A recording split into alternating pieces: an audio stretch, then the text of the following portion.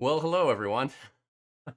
I think I have everything figured out from last week. At least I hope so. So if you're were here last week, you may have noticed that yeah, I had some comment problems and everything, but I think we're good. Yeah, Facebook was updating some things, and I had to refresh pages and try out different things. But Alicia helped me out a lot, so thankfully that was a good help. So yeah, hello Sarit and Jan and Kathy, and I hope I'm seeing everybody. That's good, and Janine, and yes, excellent. Woo! So yes, it has been another week. I did a lot of updating on the graphics and everything for bringing Alicia back in, but I don't think she's going to make it this week. She might be in the comments later. We'll see. Hopefully she'll pop in at some point. So here is hoping. But yeah, so yeah, hopefully that will work out. I think I'm still seeing comments from everybody. At least I think so. We'll see. I don't know. It's a weird sort of setup. They kind of changed the interface screen where you don't see comments when you go live. I mean, what what the hell? Why would you not do that? So it's kind of strange. I've been trying to get that in there. Oh, and Kurt's here. Okay, so yes. Okay, we're looking good. I think we're good. So yeah, I've had to kind of bypass it, and it seems okay. It seems okay. Um, I think I don't know. It's really weird. Uh, I'm still kind of looking at the interface and trying to figure it out and everything, but ah, we'll go with it. It's it's really strange. Facebook did some major updates to how you interface with the page. Luckily, YouTube is still going fine, so there's no problem with that. So we're good. But yeah, I think I can see everybody. So yes, so far so good. No pressure. Um, yes, Sarit. Yes, I'm glad you can at least see and hear me. That's at least something. But yeah, let's go ahead and start talking because if it's like previous weeks, if we don't, I'll next thing you know, it'll be 7:45 here, and time flies. Oh wow, from the reference desk. Interesting. I'll take it. Well, I do have, of course, some sad news that I'm sure most of you noticed in the news over the last week. We lost some famous actors who at least made a bit of an influence on us in some way, and even some in some ways with Faire. Angela Lansbury unfortunately passed away, and so did Robbie Coltrane. Angela Lansbury, of course, well, I mean, she got her first Oscar nomination in her first film in 1944, Gaslight. I mean, wow. Talk about starting off big. And then a couple of films later, got another Oscar nomination for, what was it? I think The Picture of Dorian Gray. So, yeah, I mean, really crazy, but had a pretty phenomenal career. After that, of course, Hollywood didn't quite know what to do with her. So she was in some not so great films, and she just made the transition over to the stage and made a big hit on Broadway. Kept making movies occasionally, and made a few notable ones, like well, the one of my favorite films. She was the princess in The Court Jester. So classic with Danny Kaye, and um, yeah, yeah. Then she made a a small part and got a lot of note for it from the movie The Long Hot Summer, playing a lot of scenes opposite Orson Welles and stealing the scenes. Pretty impressive. Then a lot of good press for a 1960s film. She did The Manchurian Candidate, but then later, of course, you know, jumping in with Disney with Bedknobs and Broomsticks, and then later on with the voice from Beauty and the Beast. And during that time, she made I made a few Agatha Christie films in the late 70s, which I think helped lead her to doing Jessica Fletcher for the long running series Murder She Wrote, which I think a lot of people remember from.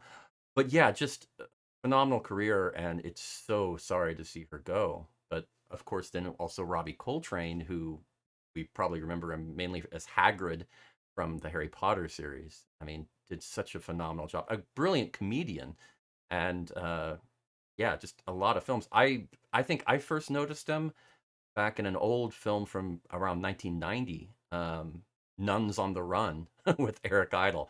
A yeah, I mean, it was funny, it was quirky, it was British, very much so. Eric Idle. So that's what attracted me to it. But at the time, I had no idea who he was, and um, yeah, it was. I now kept an eye out, and then as Hagrid, yeah, it was like, oh gosh, yeah, I know who that is. And of course, I looked it up and realized how many films he was in before that.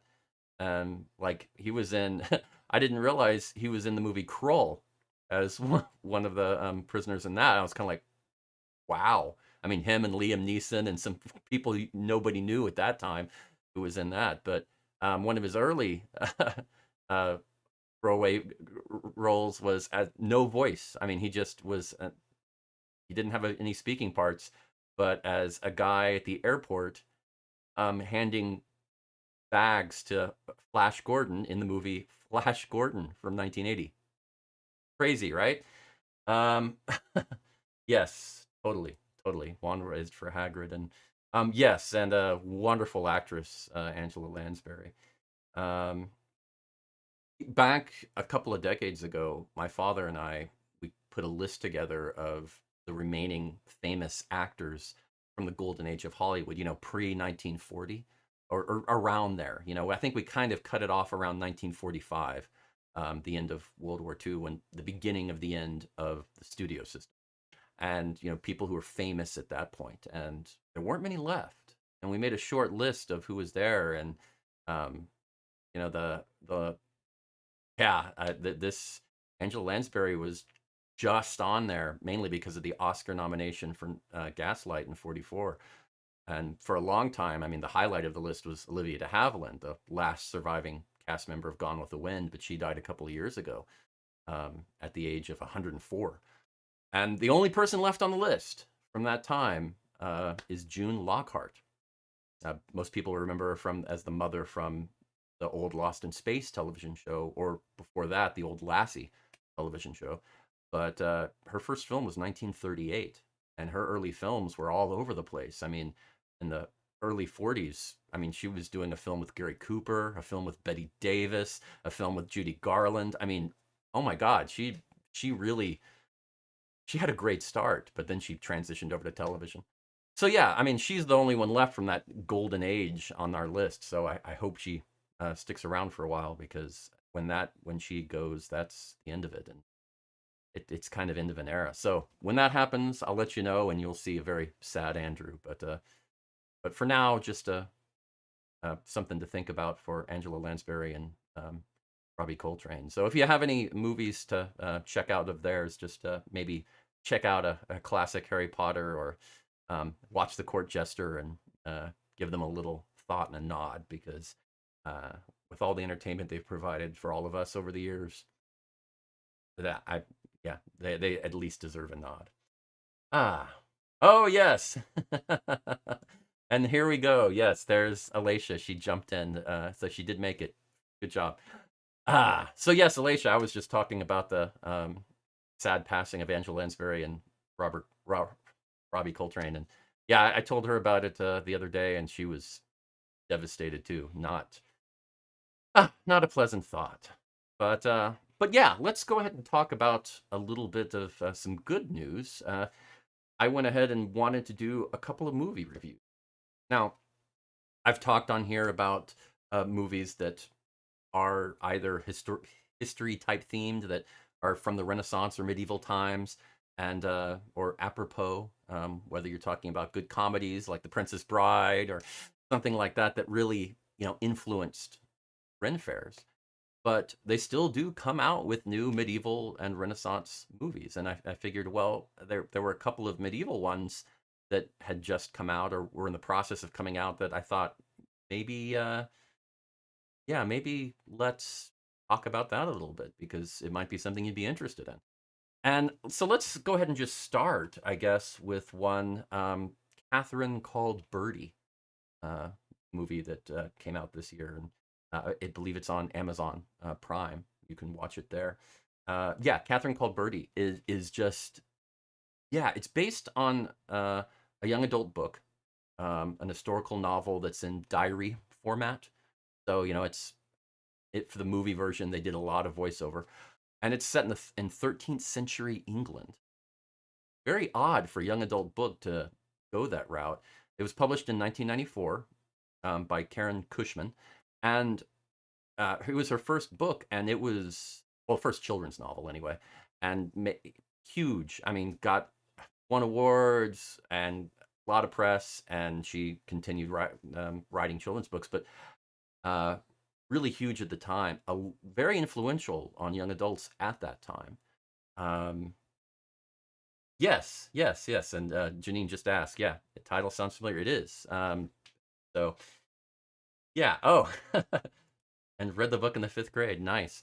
Yeah, I it seemed to be a very influential book, especially on young girls. It was considered a bit of a feminist book at the time. Now, I don't know. I mean, feminism changes decade to decade how it's looked at, and I'm certainly not qualified to talk about that. But yeah, it has evolved a little bit, but a lot of fond memories from people from that time, apparently.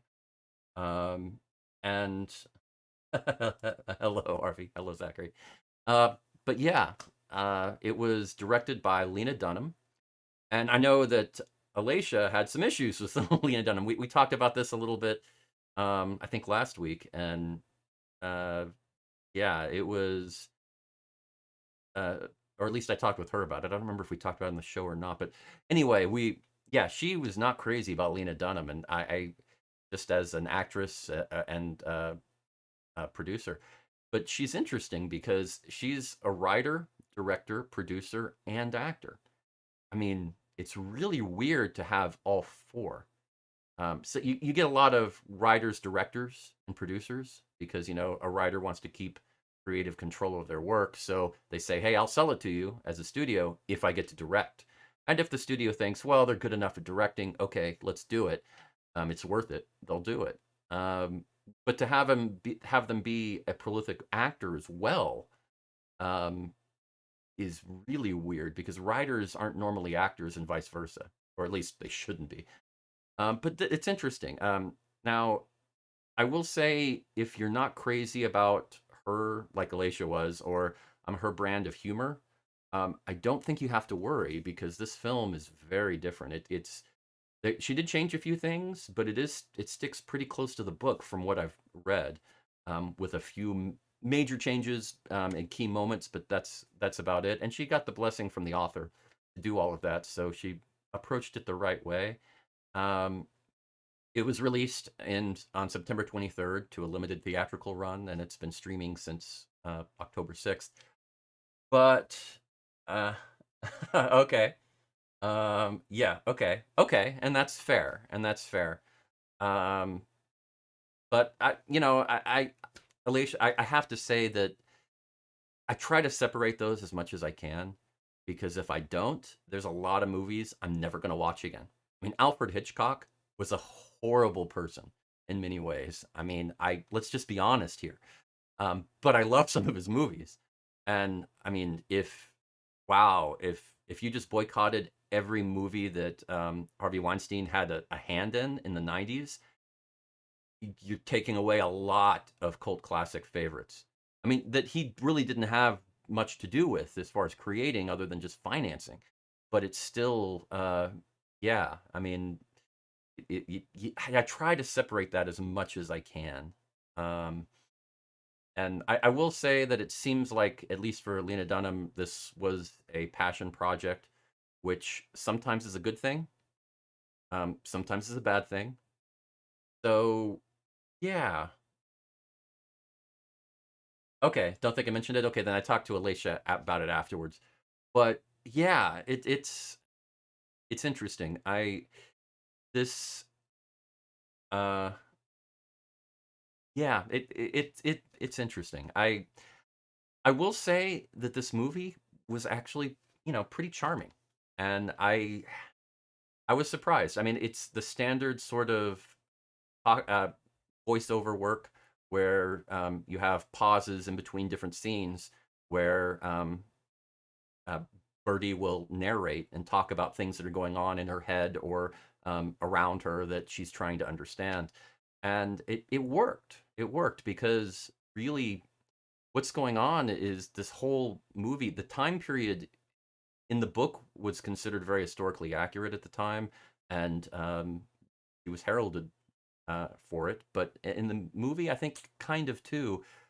But it's really a MacGuffin. I mean, it's not that important. Uh, the time period is interesting and charming, but it could be the same script could be set in Rome, in around uh, 50 AD or something. It could be set in Jane Austen times or in the 1950s, and it would still work because it is about um, it is about young adulthood. It's about a girl who makes that transition from she was playing with toys, and then you make that switch to then you don't. And we all go through that.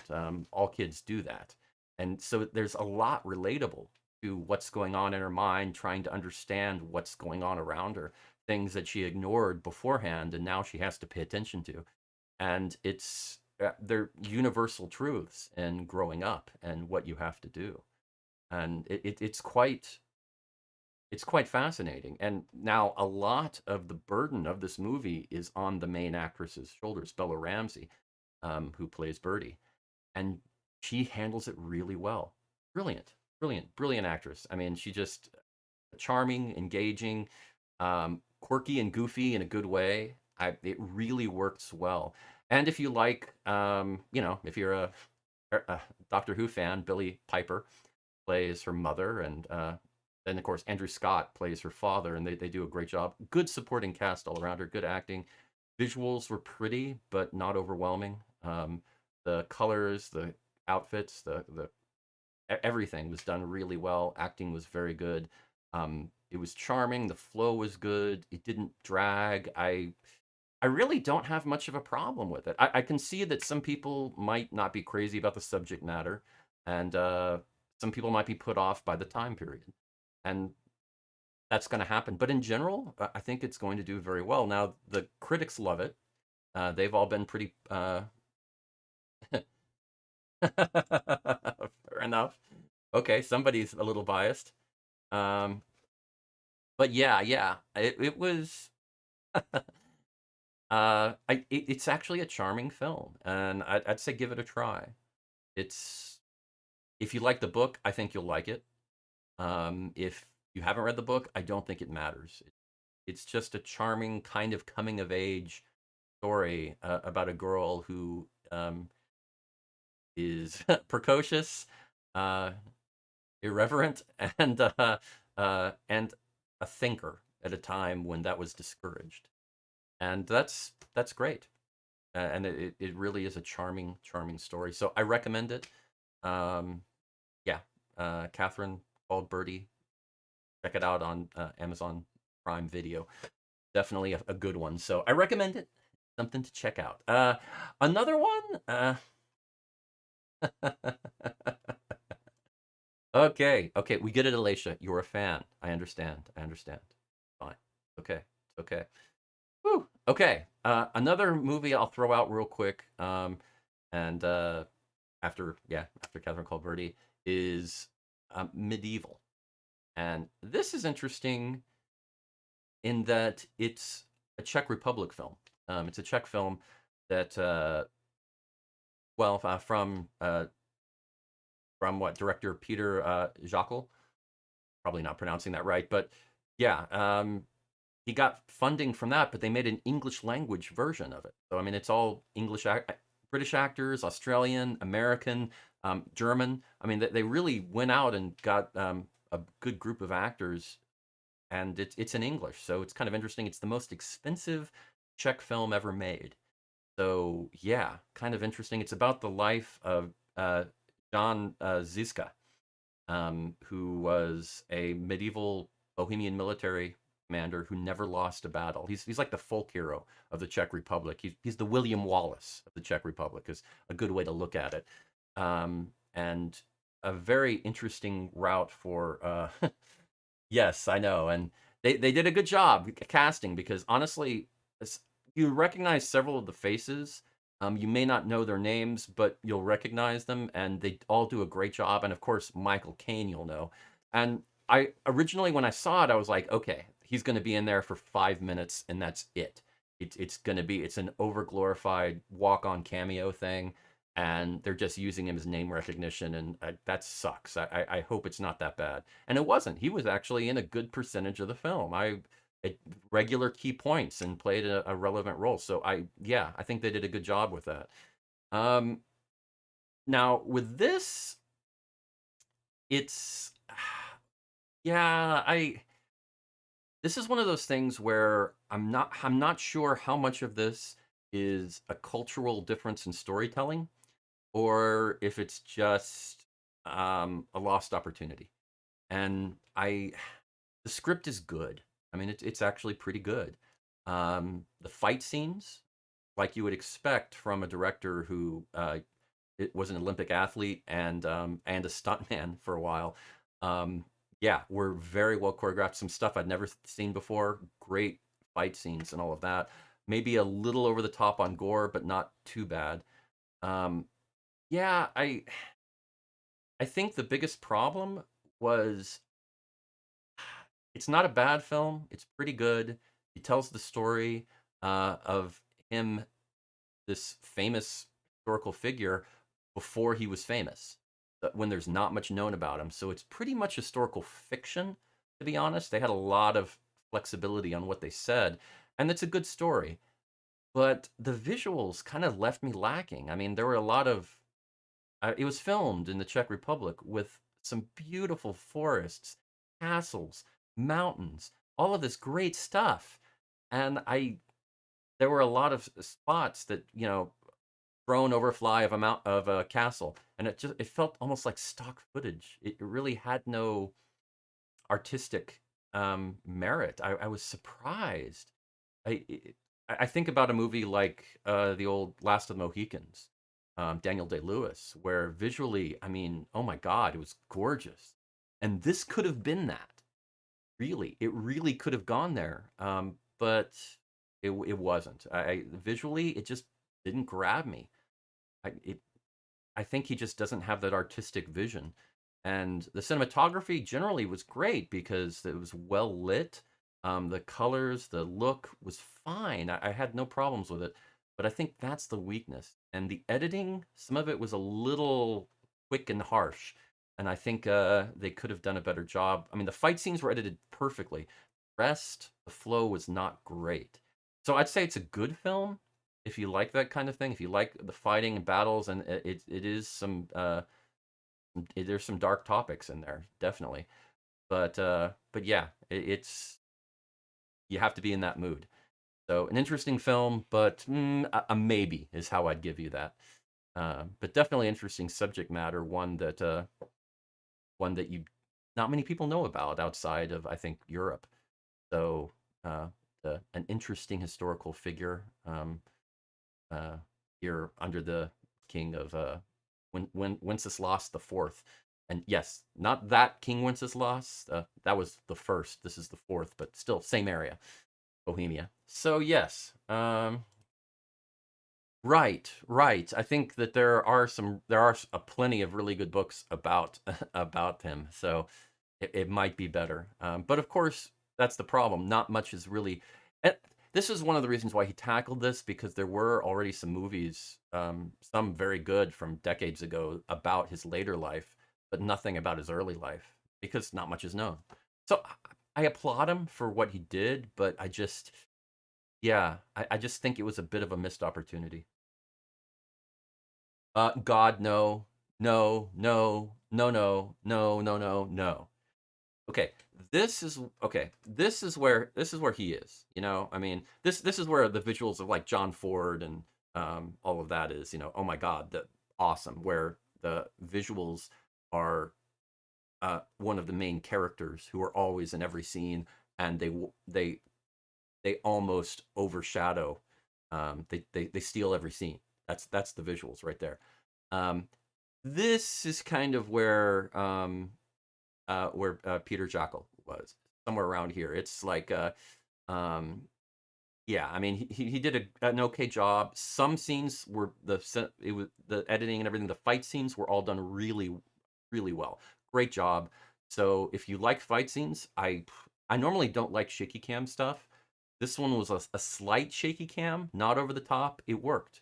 I'm very usually very critical of that. So if that bothers you, did a good job. UA Bowl, okay. I don't think the camera goes down low enough for UA Bowl. Yeah, yeah, yeah. Yeah, you're not wrong. UA Bowl, the worst movie I ever saw in the theater was a UA Bowl movie. So yeah, Alone in the Dark. God, that was so bad. Bad.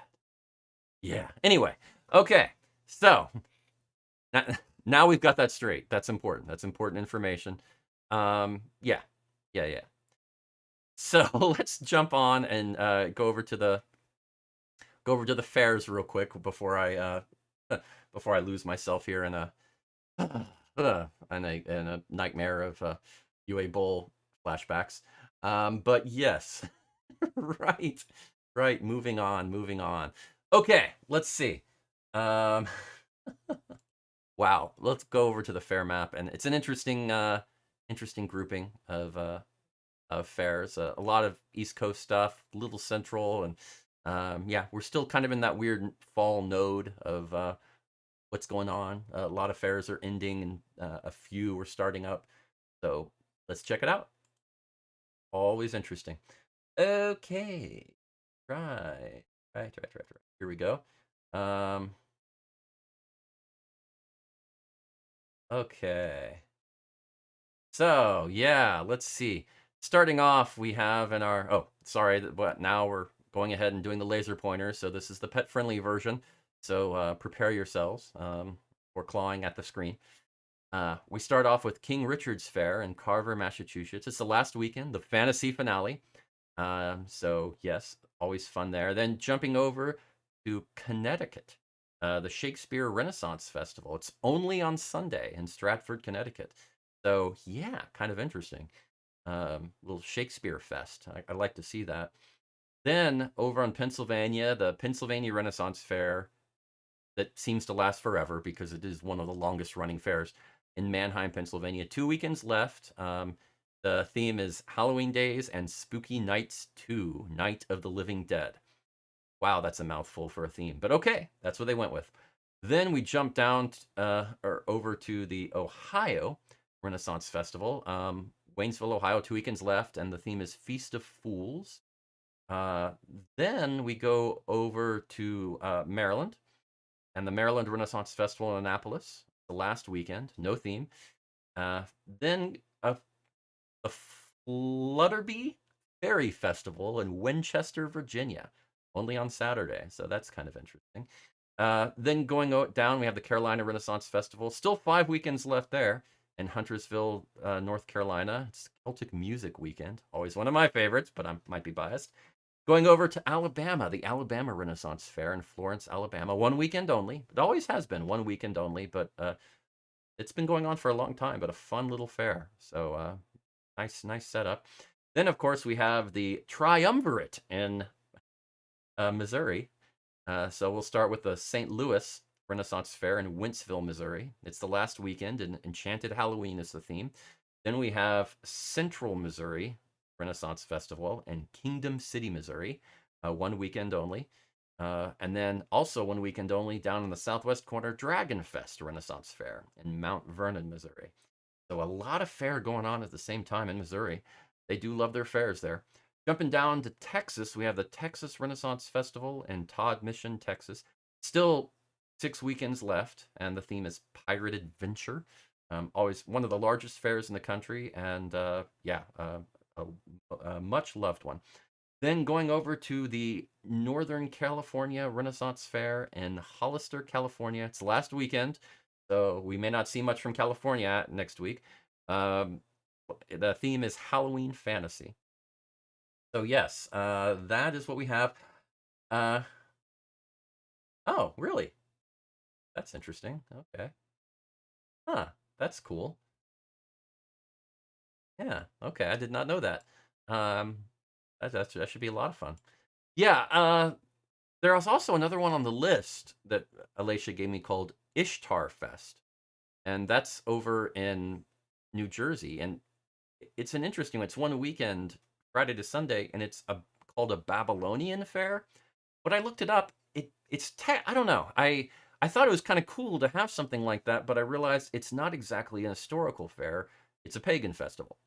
So it's a focus on that. So I kind of thought I would draw the line a little there because I I look at religious festivals as different than historical festivals, and it seemed like they were emphasizing the pagan aspect and comparing it to Wicca and as opposed to embracing the history of it and fully. And I think that's so. Yeah, that's why I didn't include that in case Alicia or anybody else is interested. So here we go. That's what we have. Yeah, yeah, yeah. I mean, and I totally respect Alicia giving me that as to let me decide because I was on the fence. I'm not gonna lie because the idea of a Babylonian fair that was kind of cool. I'm not gonna lie. Yeah, that's going old school and then going old school. So I always liked that one, but that's why I looked it up. I wanted to be sure and see where that line was. It was definitely interesting, but yeah, just keep in mind that that is a pagan festival. But so if you're into that sort of thing, hey, you're into the pagan festivals, go. Something to check out in New Jersey, Ishtar Fair or Ishtar Fest, I should say. Um, yeah, there were several fairs that were sold out. It sounded like for the weekend, which is interesting. And pre-COVID, there was almost no such thing as selling out of at a. I can't believe I almost said there's no such thing as selling out at a fair. Yeah, that almost left my lips. Not gonna. Okay, not gonna say it. Yeah, fairs didn't sell out. Um, because they just yeah, it just didn't happen. But they've limited tickets. It's been interesting to see that. Uh, yeah, yeah, very true, very true. Never boring. Boring. Hmm. Wow. Yeah, right. I know. I was thinking the same thing. I'll be nice too. Wow. I can't believe I said that. That was okay. So already we're already late. I got into movie reviews, and you know how I am with movies. Crazy. So yeah, I'm trying to jump in here. Let's go ahead and do a quick 7 reasons. And I thought since we're doing the whole movie thing, um, yeah, I might as well go that route. So I did 7 reasons medieval movies have worked, and I tried to use examples of movies that have influenced Ren fairs to a major degree. So yeah, that's I always find that important. So let's do 7 reasons. 7 reasons medieval movies have worked. So number 7, Celtic. Okay, and there's the obvious, Braveheart, because Celtic medieval movies, Braveheart's the huge one. I mean, if anybody remembers going to fairs before Braveheart came out and then going afterwards, to say that it was a huge influence on Faire is a gross understatement of fact. All of a sudden, there were tons of shops selling kilts afterwards. Didn't used to be that way. And you know, tons of people coming dressed in kilts. Some of them bought, some of them made themselves with blue paint covering their face. I mean, it was crazy. Um, Crazy. Oh, okay. Yeah. Dragonfest. Yeah, it does sound intriguing. Something to check out, Janine. Yeah. So yeah, I mean, in the 90s, there were 3 main influences for Celtic at the time. I mean, early on for the music, there was Inya, who really started taking over college campuses and then it expanded out. Um, then there was Braveheart that came out in '95, and then later Riverdance got huge for the dancing. They had the music, culture, and or the history and the dancing. Now I know you might not be crazy about Mel Gibson for various reasons, but like I said, try to separate the people from the project because well, let's be honest, there's a lot of people in Hollywood that are just not great people. They're idolized for the wrong reasons. So yeah, better to separate. Number 6. Comedy. I mean, come on. You got to for medieval. You got to go with Monty Python, The Holy Grail. I mean, yeah. Or Robin Hood Men in Tights is another good one for comedy. But yeah, it's hard to think of a more influential film on Renaissance fairs than Monty Python. It really is. The jokes, the humor, the costumes, yeah, it's just it's crazy. It's crazy. No, no, we're not going there. We're being nice. Remember, Alicia? Remember? Nice try. Gotcha. So, so yes, a very interesting one. Okay, number 5. Those Shakespeare films. Now, I know this is not exactly, Shakespeare as a writer, you don't think about him as medieval, but you go to Henry V, and it's kind of a yeah, yeah. I mean, the 1989 version, Kenneth Branagh. I mean, that's the reason. Well, that and a little bit of Much Ado About Nothing is why Kenneth Branagh was allowed to make so many Shakespeare films, because it's like, oh my God, it can actually be done successfully. This is an untapped market. We've got tons of Shakespeare films that are public domain. Oh my God, nobody owns the rights. So yeah, they went nuts for it. And the '90s were full of Kenneth Branagh making Shakespeare films. So yes. Okay, okay. And there's no I in nice. Okay, let's do it as a group. Let's do it as a group. All right, number 4. Number 4, the '60s histories. Now, the 1960s was an odd time for historical movies, and the medieval period was huge. I mean, some of them were big budget, but not as notable or successful at the time, like El Cid. But there were two that I think really captured it, and that would be 1964's Becket, starring Peter O'Toole and Richard Burton, and 1968's The Lion in Winter, with once again Peter O'Toole, uh, and Katharine Hepburn and Anthony Hopkins, very young Anthony Hopkins. So yeah, really huge films that kind of took the pageantry out of it and made them more like these are regular people having regular problems and regular discussions that I think really did influence fairs a little bit, and how uh, how the actors treated it a bit. I do think so.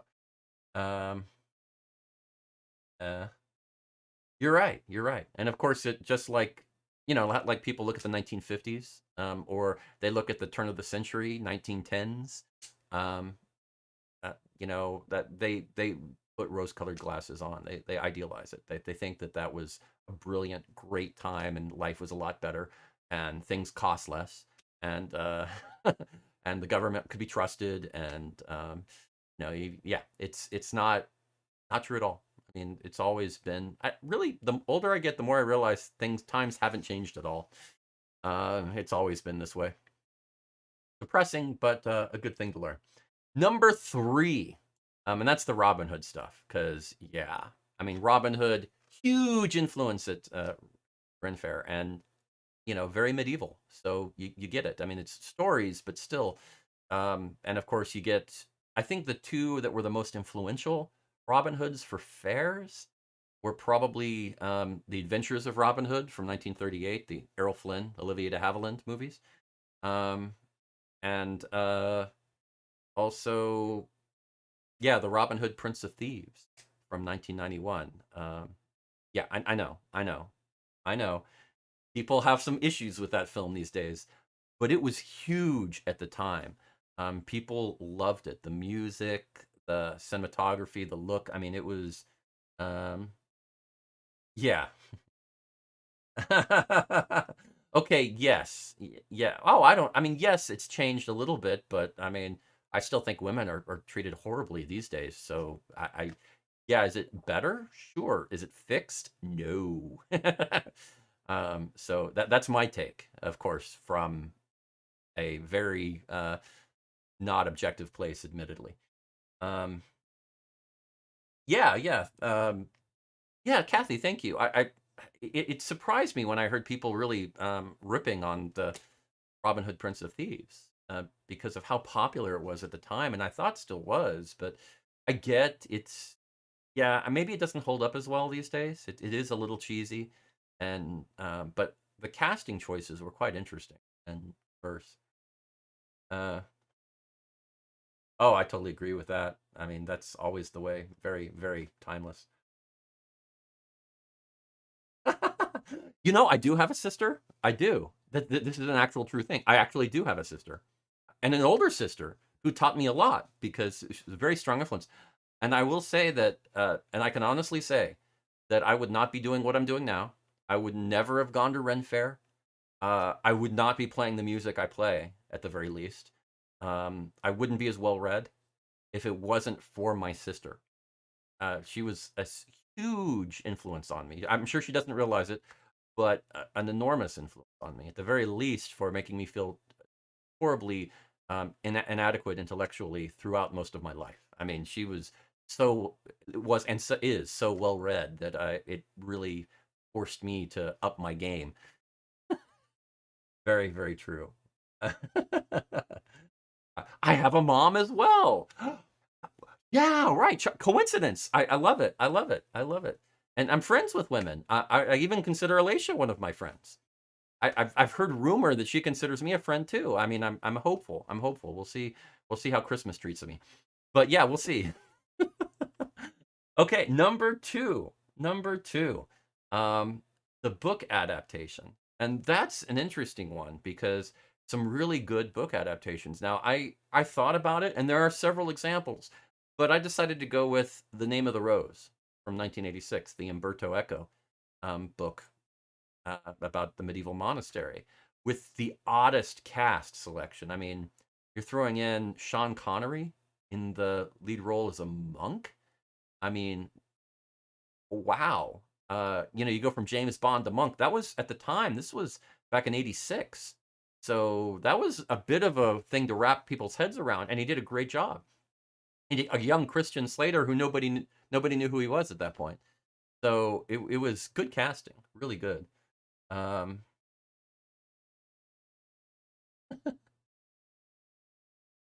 oh, really? Really? You've okay, yeah, it is a great book, The Name of the Rose.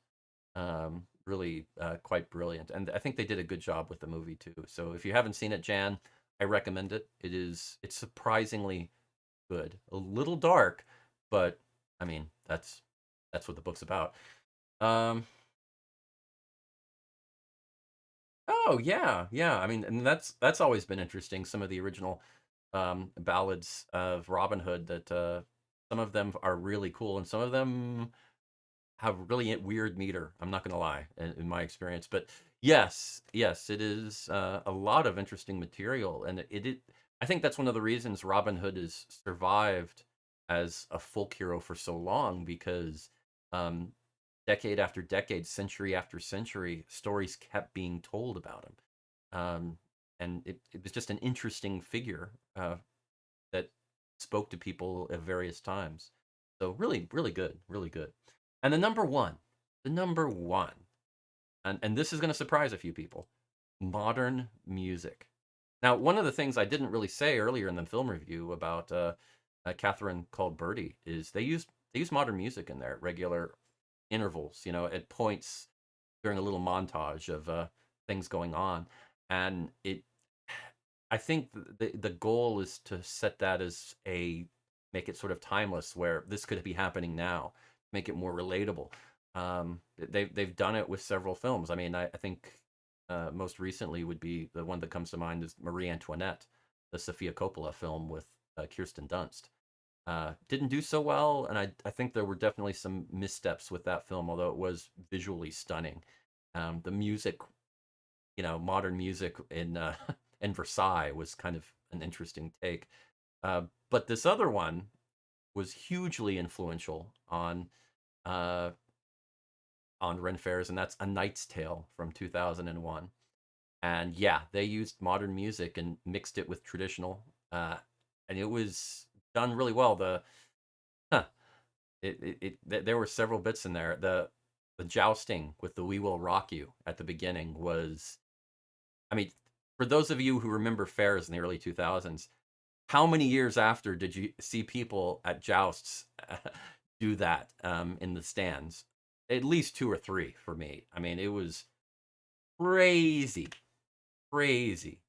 Um, yeah, yeah. It was, and I saw it. I went and saw that film. It came out in, I know exactly when it came out, May of 2001, because I was at the Castle Muskogee Fair performing there when it happened, and I uh, went and saw it in the off time in between there, and it was. And then I'd go to the fair and I saw people doing that at Joust. It was crazy, crazy influence. And generally, I'm not a fan of putting modern music with traditional stuff unless there's a good reason to. And I think this that was actually pretty well done. I'll give them credit for that. I think it's the exception as opposed to the rule. But yes, yes, it was so popular. It was so popular. Anyway, I've gone way over because, well, movies. I do love movies so much. We'll go back to some standard topics next week. But yeah, hope you've enjoyed it and uh, are having a good day, and hope you have a good week and carry on. And remember, no matter what happens, there's always a fair life to strive for. So enjoy.